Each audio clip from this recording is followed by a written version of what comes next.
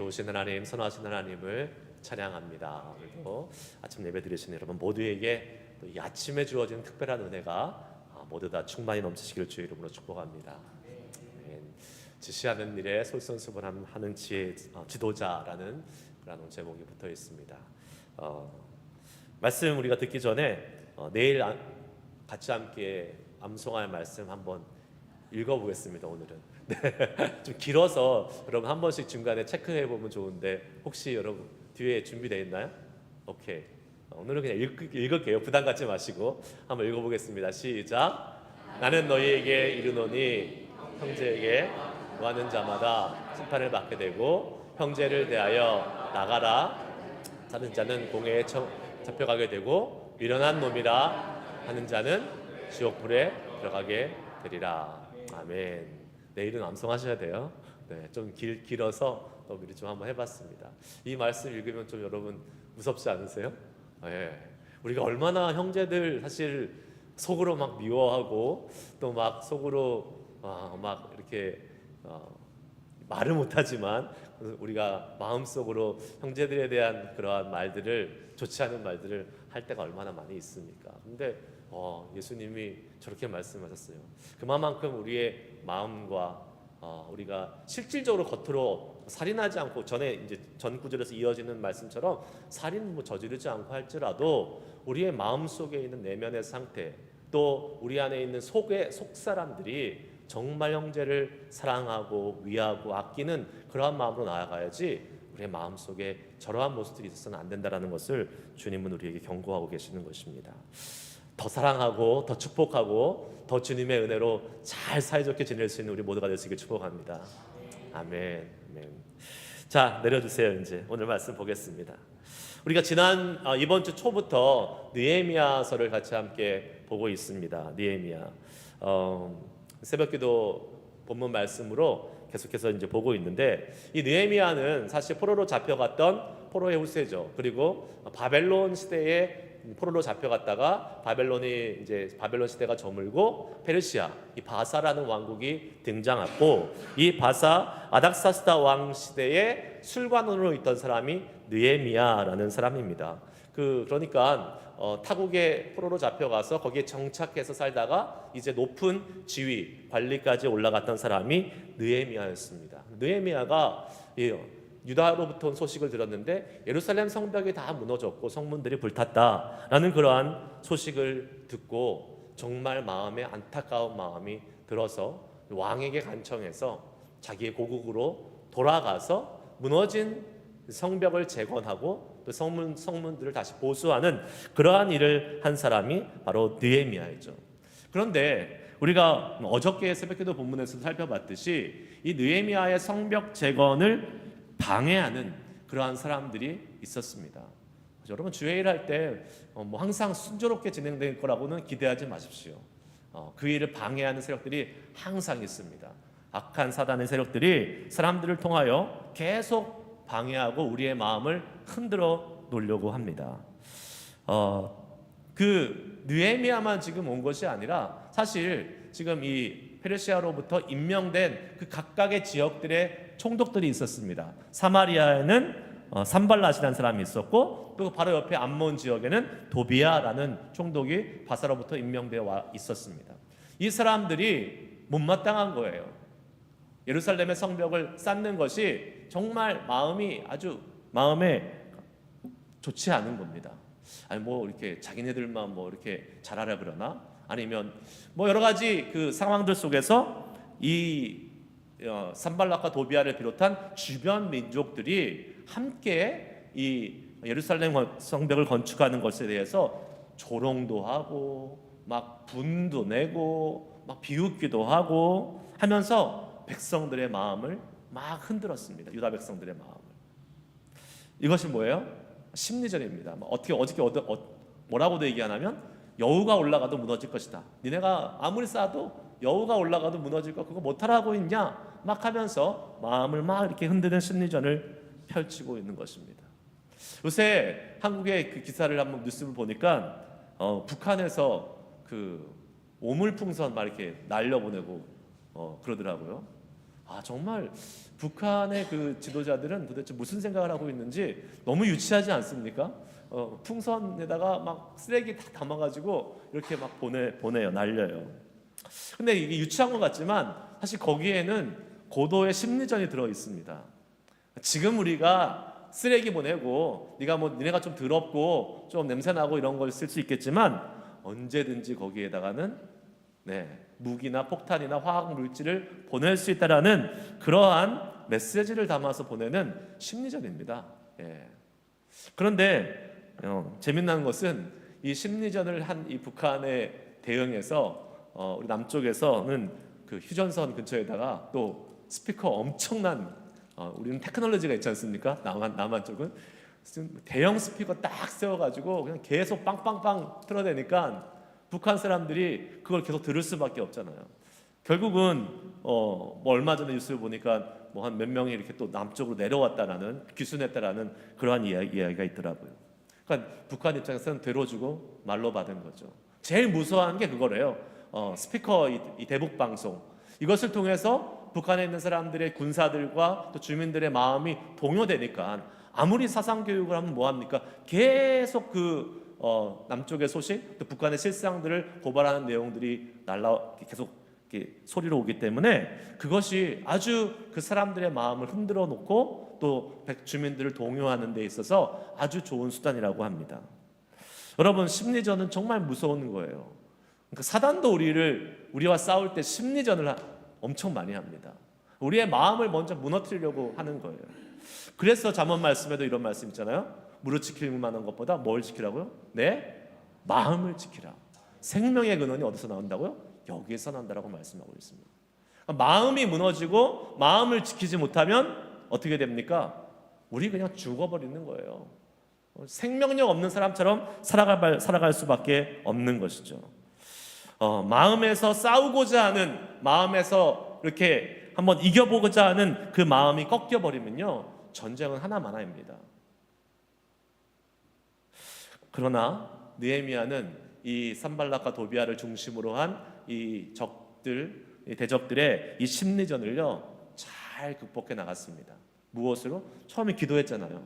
기도하면서 하나님께 도움을 구했고 또 그 마음이 흔들릴 수 있는 유다 백성들에게는 믿음의 권면을 하면서 계속 성벽 건축을 끊이지 않고 진행하고 있는 것을 우리는 어제 보았죠. 뭐라고 느헤미야가 권면했습니까? 어제 본문 중에서 기억에 남는 말씀, 느헤미야 4장 14절 말씀 하반절을 한번 우리가 함께 읽어보겠습니다. 읽습니다. 시작. 너희는 그들을 두려워하지 말고 지극히 크시고 두려우신 줄을 기억하고 너희 형제와 자녀와 아내와 집을 위하여 싸우라 하였느니라. 아멘. 너희는 그들을 두려워하지 말고, 사람 두려워하지 말고 지극히 크고 두려우신 줄을 기억하라. 우리 하나님은 더 크고 위대하신 분인데 그 하나님을 지금 선포하고 있고 또 그 하나님을 기억하라고 지금 유다 백성들에게 권면하고 있는 것입니다. 여러분, 이 믿음의 말을 하고 믿음의 선포를 하고 믿음의 권면을 하는 것이 얼마나 중요한지 모릅니다. 우리는 세상에서 살다가 참 마음의 그러한 상처와 또 마음이 위축되는 그러한 일들이 이 심리전에 당해서 올 때가 많이 있습니다. 그때 옆에서 누가 부정적인 말, 또 기운 빠지는 말 할 때 맞아, 그래, 맞장구 치거나 동조하는 것이 아니라요, 우리는 언제나 믿음의 말, 하나님을 신뢰하는 말, 높고 크신 하나님을 선포하는 말을 할 수 있는 우리가 되어야 될 줄 믿습니다. 여러분, 그런 말들을 많이 하셔야 돼요. 아무리 우리 눈에 어떤 부정적인 것이 보이고 어려운 것이 보인다 할지라도 절대 그것을 입 밖으로 내놓지 마십시오. 하나님께서 말씀하세요. 내 귀에 들리는 대로 어떻게 하신다고요? 행하신다라고 말씀하십니다. 우리의 말에 능력이 있고 우리의 말에 주님을 향한 믿음을 담으시기를 축복합니다. 그런 의미에서 오늘 옆에 계신 분들에게 믿음의 말을 한번 해주시기 바랍니다. 어떤 믿음의 말이요? 아침에 일찍 왔지만 오늘 하나도 안 피곤할 거예요. 한번 축복해 주시기 바랍니다. 활력이 넘치실 것입니다. 할렐루야. 그리고 또 이렇게 말씀했어요. 내일은 더 빛난 얼굴로 만날 것입니다. 왜요? 우리 자매님들 화장하고 오시니까 내일은 더 빛난 얼굴로 우리가 분명히 만나게 될 것입니다. 그러나 우리가 하나님께 예배할 때마다 하나님이 우리에게 주의 영을 더 부어주셔서 우리의 얼굴이 다 주님과 같이 빛나는 은혜가 있을 줄 믿습니다. 아멘, 아멘. 자, 여러분, 우리 마음을 잘 지켜나가는 것 정말 중요하죠. 그러나 진짜 전쟁이라는 것은 심리전, 마음만 가지고 끝나는 것은 아닙니다. 심리전으로 시작해서 진짜 싸우죠. 네. 유다 백성들을 심리전으로 막 이렇게 흔들어 놓았던 이 산발락과 도비아를 중심으로 한 이 대적들이 실질적으로 유다를, 예루살렘 성을 쳐들어오기 위해서 계획을 세웠습니다. 느헤미야 4장 8절에 보면 다 함께 꾀하기를 예루살렘으로 가서 치고 그것을 요란하게 하자. 자기들끼리 지금 계획을 세운 거예요. 예루살렘을 올라가서 우리 거기를 공격해서 그것을 치자라고 다 준비를 했습니다. 그런데 그것마저도 실질적으로 벌어지지 않고 그냥 흐지부지 무마되었습니다. 왜냐하면 느헤미야가 그 소식을 알고 파수꾼을 세우고 적들이 오는 것을 막을 수 있도록 무장하고 경계하며 지키기 있었기 때문에 그렇습니다. 실제로 공격은 이루어지지 않았고 철회되었어요. 그리고 오늘 본문 말씀은 이렇게 그 상황을 기록하고 있습니다. 느헤미야 4장 15절 말씀 같이 한번 읽어보겠습니다. 시작. 우리의 대적이 우리가 그들의 의도를 눈치챘다함을 들으니라. 하나님이 그들의 꾀를 패하셨으므로 우리가 다 성에 돌아와서 각각 일하였는데. 아멘. 대적들의 공격이 무산되었다. 그들이 쳐들어오지 않았다라고 성경은 기록하였습니다. 싸우지도 않고 이긴 거예요. 사실은 싸우지도 않고 그 전쟁을 이겨버린 것입니다. 여러분, 전쟁에서 제일 좋은 것이 뭡니까? 안 싸우고 이기는 것입니다. 안 싸우고 이기는 거예요. 싸움을 시작하면 어찌됐던 아군의 피해가 있지 않습니까? 그러나 여러분, 분명 산발락과 도비아를 중심으로 암몬 사람, 아라비아 사람들이 함께 쳐들어가려고 준비하고 계획했는데 이미 유다 백성들이 그 소식을 듣고 잘 대비하고 있다라는 소문이 들어가서 어떻게 했습니까? 그 적들이 공격을 철회해버린 것입니다. 느헤미야 입장에서는 이렇게 생각할 수 있어요. 유다 백성들의 입장에서는 역시 우리가 잘 대비하고 있으니까 안 쳐들어오는구나, 이렇게 생각할 수 있습니다. 그러나 느헤미야는 그렇게 얘기하지 않습니다. 이 상황을 어떻게 해석합니까? 다시 한번 띄워줘 보세요. 15절 말씀 이렇게 얘기합니다. 노란색으로 있는 거 한번 읽어볼까요? 시작. 하나님이 그들의 꾀를 패하셨으므로. 아멘. 하나님이 하셨다라고 선포하고 있는 거예요. 우리가 아무리 잘 방어하고 아무리 잘 우리가 경계한다 할지라도 그것이 우리의 힘이 아니라 하나님께서 일하셨기 때문에, 하나님께서 그들의 꾀를 패하셨기 때문에 그들이 쳐들어오지 못했다라고 느헤미야는 하나님께 영광을 돌리고 있는 것입니다. 할렐루야. 여러분, 우리가 승리했을 때에 그 승리의 주체는 우리가 아님을 고백해야 될 줄 믿습니다. 하나님이세요. 하나님이 전쟁에 승리하시는 분이고 하나님이 이기게 하시는 분입니다. 그리고 하나님이 일하시면 싸우지도 않고 이길 수 있는 복이 우리에게 주어지는 줄 믿습니다. 성경에 그런 이야기들이 참 많이 있어요. 여러분, 엘리사 시대에 그 아람 왕 베나닷이 사마리아 성을 쳐들어와서 이렇게 포위해서 오랫동안 그곳을 에워싸고 있은 적이 있었습니다. 기억 안 나실 거예요. 오랫동안 그것을 포위해서 아무것도 들락날락하지 못하게 했어요. 성 안으로. 그러니까 물자가 막혀버린 거예요. 성 안에 있는 사람들은 그냥 그 성 안에 있는 물자들을 가지고 계속 버티다가 결국은 양식이 떨어지고 어떻게 됩니까?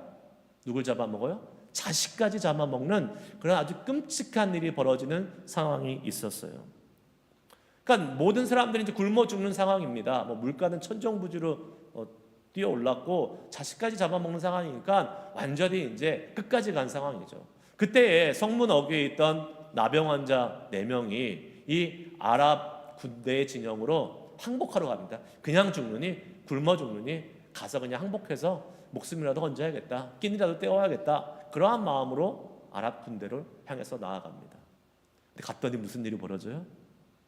있었어요? 없었어요? 아무도 없었어요. 성경은 이렇게 말하고 있어요. 열왕기하 7장 5절 7절 7절 말씀 같이 한번 읽어보겠습니다. 시작. 아람진으로 가려 하여 해질 무렵에 일어나 아람 진영 끝에 이르러 본즉 그곳에 한 사람도 없으니 이는 주께서 아람 군대로 병거 소리와 말소리와 큰 군대 소리를 듣게 하셨으므로 아람 사람이 서로 말하기를 이스라엘 왕이 우리를 치려 하여 헷 사람의 왕들과 애굽 왕들에게 값을 주고 그들을 우리에게 오게 하였다 하고 해질 무렵에 일어나서 도망하되 그 장막과 말과 나귀를 버리고 진영을 그대로 두고 목숨을 위하여 도망하였습니다. 아멘. 할렐루야. 여러분, 하나님이 일하시면 이러한 일이 벌어지는 거예요. 아람 군대가 그냥 도망갔어요. 그 성 안에서는 이스라엘 백성들이 막 지금 거의 죽음에 일보 직전까지 간 끔찍한 상황까지 있었는데, 사실 하나님이 일하시니까 그냥 그 무시무시한 사마리아 성을 완전히 봉쇄하고 있던 아람 군대가 그냥 스스로 자기의 목숨을 위하여 도망갔다라고 기록하고 있습니다. 왜 도망갔어요? 있지도 않는 그러한 다른 군대들이 몰려오는 것처럼 그들이 느끼게 하나님께서 만들어 주셨습니다. 그래서 그냥 도망갔어요. 두려움을 느끼고 도망갔습니다. 하나님이 일하시면요, 사실 우리는 안 싸워도 돼요. 하나님이 일하시면, 하나님을 붙잡으면 하나님께서 그냥 전쟁하지도 않고 이기게 하시는 은혜를 주어 우리에게 주신다는 사실을 믿어야 될 줄 믿습니다. 우리를 위해 대신 싸우시고 열심히 일하셔서 싸우시는 그 주님을 붙잡고 나아가면 우리는 그 주님 덕분에 언제나 승리하는 삶을 살게 될 줄 믿습니다. 그 하나님을 온전히 신뢰하며 믿으며 나아갈 수 있는 우리 모두가 될 수 있기를 주의 이름으로 축복합니다. 그러면 이제 우리는 이런 질문할 수 있잖아요. 하나님이 싸우시는데 그럼 우리는 뭐 합니까? 우리는 뭐 해야 돼요 도대체? 우리는 그냥 가만히 놀고 있으면 되는 겁니까? 아니에요. 오늘 느헤미야서를 보면 우리도 무장하라고 얘기하고 있습니다. 아니, 싸우지도 않는데 우리가 왜 무장해야 됩니까? 하나님이 싸우시는 건데. 아니요, 하나님이 싸우지만 우리도 하나님의 군사가 돼서 같이 싸우는 겁니다. 그리고 우리가 무장해야 될 이유는 단순히 전쟁에 나가기 위해서만이 아니라 우리가 평상시에도 전쟁이 시작하기 전에도 영적인 긴장감을 놓지 않기 위해서 우리가 무장하고 있어야 되는 것이죠. 자, 비록 하나님이 싸우고 일하시지만 우리도 하나님과 같은 마음으로 깨어서 싸움을 잘 준비하는 사람들로 이 땅을 살아가겠습니다 하는 그러한 믿음의 표현과 영적인 경각심을 가지고 우리는 살아가야 되는 것입니다. 왜 그렇습니까? 그럼 하나님이 싸워서 이기게 해주시잖아요. 그러면 그 승리의 기쁨이 너무나 크고 좋죠. 그러나 그 승리의 기쁨을 가지고 하나님을 신뢰하는 마음이 그렇게 오래 가지는 않습니다. 우리 사람의 마음은 참 간사해요. 힘들고 어렵고 싸움을 해 나갈 때 하나님 우리를 위해서 싸우시고 이기시고 승리를 주세요라고 간구해서 그 승리를 얻었을 때 그 기쁨은 잠시, 또 지나면 언제 그러냐는 듯이 우리의 마음은 또 멀어지기 쉽습니다. 여러분, 그래서 사람의 마음은 주님을 늘 붙잡을 것 같지만 잘 그렇게 되지 않아요. 그래서 우리의 느슨해지기 쉬운 마음을 우리는 다잡고 또 주님을 붙잡기 위해서 항상 영적으로 무장하고 있어야 되는 것이죠. 하나님이 싸워주시지만 우리도 무장하고 준비해서 늘 깨어있고 우리를 넘어뜨리려 공격해오는 적군들을 대비하라고 하나님은 우리에게 알려주고 계십니다. 오늘 느헤미야와 백성들이 그렇게 했어요. 하나님의 은혜로 대적들의 공격은 철회되었습니다. 싸울 필요가 없는 것이죠. 그렇다고 해서 방해하는 이 대적들이 완전히 사라진 게 아니잖아요. 여러분, 우리가 사탄의 위협과 공격을 한번 넘어갔다고 해서 끝난 것이 아닙니다. 이들은 계속 지금 호시탐탐 우리를 넘어뜨리려고 하고 계속 공격해 오고 있습니다. 사탄이 얼마나 끈질기게 우리를 넘어뜨리려는지 아십니까, 여러분? 우리가 긴장감을 늦추지 않으면 안 돼요. 한 번 이겼다고 해서, 한 번 물러갔다고 해서 우리가 마음을 놓아서는 안 되는 것입니다. 느헤미야는 어떻게 했어요? 처음에는 어저께 본문 말씀에 보면 처음에는 그냥 파수꾼만 세웠다 그랬습니다. 그러나 조금 있다가 이들의 공격이 철회된 다음에는 어떻게 했냐면 파수꾼을 세운 것뿐만 아니라 칼과 창과 활로 무장한 사람을 세웠습니다. 그리고 나서 조금 더 지나니까 어떻게 합니까? 16절에 보면 한번 띄워주실래요? 16절. 오늘 본문 말씀 16절에 이런 말씀이 있습니다. 제가 읽습니다. 그때로부터 내 수와 사람들의 절반은 일하고 절반은 갑옷을 입고 창과 방패와 활을 가졌고 민장은 유다 온 족속 뒤에 있었으며. 아멘. 이제는 갑옷까지 입혔어요. 그러니까 점점 더 무장하고 더 강력하게 이 대적들을 막으려고 지금 대비하고 있는 것을 보게 됩니다. 적들의 위협이 커짐에 따라서 더 확실하게 공격에 대비하는 모습을 가졌고, 쭉 오늘 읽은 말씀에 의하면 이제 심지어 일할 때도 칼을 차고, 일할 때도 한 손으로는 일하고 한 손에는 무기를 잡고 이렇게 계속 준비하면서 성전 재건을 해 나갔던 것을 보게 되지요. 이것은 적들에 대한 공격에 대한 긴장을 늦추지 않았던 모습을 보여주는 것을 의미합니다. 성경은 우리에게 말합니다. 사단은 늘 우리를 넘어뜨리려고 계속 호시탐탐 공격하려고 합니다. 우리가 만약에 영적으로 긴장하고 깨어있지 않으면 그냥 잡혀먹는 거예요. 베드로전서 5장 8절 9절 말씀 한번 읽어볼까요? 시작. 근신하라 깨어라 너희 대적 마귀가 우는 사자같이 두루다니며 삼킬 자를 찾나니 너희는 믿음을 굳건하게 하여 그를 대적하라. 아멘. 우는 사자와 같이 마귀들이 우리를 삼키려고 호시탐탐 노리고 다니고 있습니다. 만약에 어설프게 있잖아요, 순진하게 그냥 있잖아요, 나이브하게 있잖아요, 그러면 우리 그냥 언제 그랬냐는 듯이 사단에게 그냥 우리는 넘어갈 수 있습니다. 지금 우리가 살아가는 세대가 얼마나 음란하고 악한 세대입니까? 여러분, 예전하고는 비교할 수 없을 정도로 우리가 살아가는 이 시대는 정말 어려운 시대입니다. 사단의 공격이 너무나도 계획적이고요, 너무나도 치밀하고 전략적이라서 우리가 영적인 긴장감을 제대로 갖고 경각심을 갖고 있지 않으면요, 우리도 모르는 사이에 그냥 넘어가 버리는 거예요. 하루하루 그냥 아무 생각 없이 살면 나도 모르게 죄 가운데 빠져서 사는 삶을 살 수밖에 없다라는 것이죠. 특별히 여러분, 요새 인터넷 얼마나 많이 발달했습니까? 우리 손에 핸드폰이 들려져 있잖아요. 우리 손에 컴퓨터가 있는 거잖아요. 이것을 통해서 선한 하나님의 일도 할 수 있지만 얼마든지 악한 일도 우리의 삶 가운데는 들어올 수 있다는 거예요. 여러분 생각해 보세요.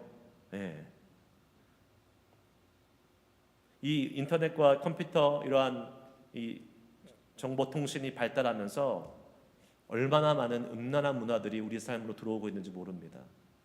예전에는요, 기껏해야 그냥 이렇게 잡지 같은 거 돌려보고 막 이랬잖아요. 근데 지금은 그런 거 아니에요. 그냥 클릭 하나만 하면 별의별 영상들, 아주 음란하고 나쁜 영상들이 그냥 막 뜹니다.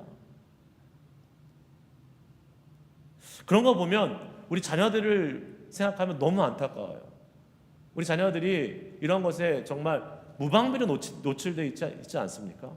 여러분 자녀들 지킨다고 해서 컴퓨터 옆에 항상 옆에 이렇게 앉아 있을 수 있어요? 우리가 옆에 항상 앉아서 뭐 보나 뭐 하나 감시할 수 있습니까? 아니요, 절대 그렇게 할 수 없습니다. 영적으로 깨어있지 않고, 영적으로 준비되어 있지 않고, 무장되어 있지 않으면 한순간에 넘어가 버리는 거예요. 어른들은 뭐 안 그렇습니까? 여러분, 어른들도 마찬가지잖아요. 우리도 이 핸드폰이 생기면서 그냥 하나님이 세월을 아끼라고 말씀하셨는데, 이 핸드폰 보면서 너무 많은 시간을 보내고 있어요. 그냥 킬링 타임이라 그러죠. 그거 하나님 기뻐하시는 일 아니잖아요. 뉴스 보고, 유튜브 보고, 드라마 보고. 옛날에는 비디오 테이프 사러 비디오 가게에 가서 빌려왔지만 지금은 뭐 그럴 필요도 없잖아요. 그러니까 더 어떻게 보면 더 우리가 죄를 짓고 더 사단의 공격에 노출되어 있는 가능성이 많이 열려버린 시대가 바로 지금 시대가 되어버린 것이죠. 정신 바짝 차려야 됩니다.